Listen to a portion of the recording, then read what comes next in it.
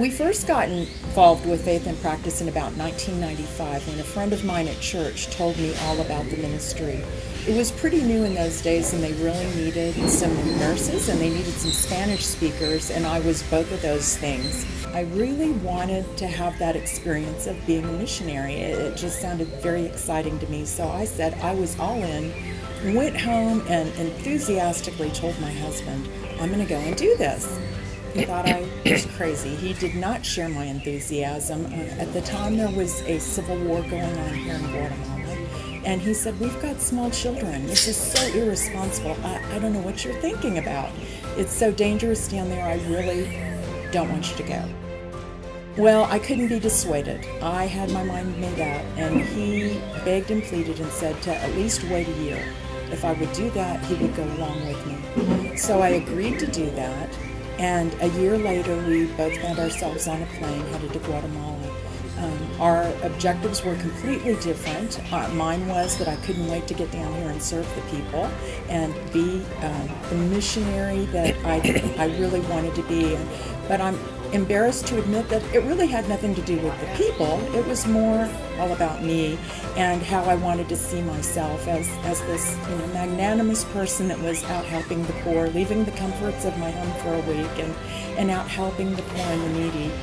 While my husband's objective was just to get down here, spend a week in Guatemala so I could get this out of my system, we could return to our wonderful life in the United States. And interestingly enough, though, God meets us where we are. We got down here, and the people just totally changed our perspective, or God changed our perspective through them. They were so humble. The need was so great. I can hardly think about it now without getting emotional.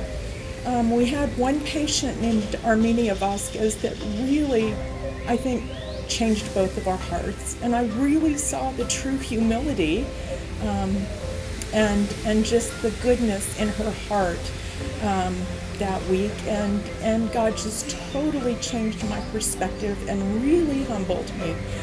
Jean, on the other hand, we were seeing patients all day Sunday, in fact, triage patients until 10 o'clock that night.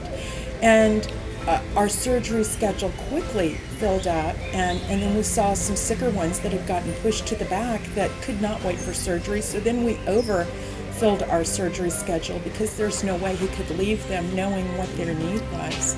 Some of the others needed surgery, but he knew they could wait. And so I'm translating for him, and he's telling me to tell them that they do need surgery, explain they've got this condition or that condition, but it's safe to wait, and that we would be back in a year.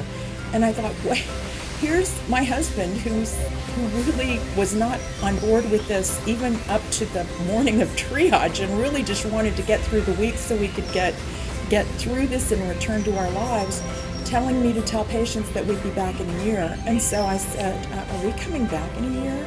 And he looked at me and he said, well, don't you think we need to? And I just think we serve an amazing God that meets us wherever we are. And he used us in a mighty way and changed our hearts and our lives beginning that day.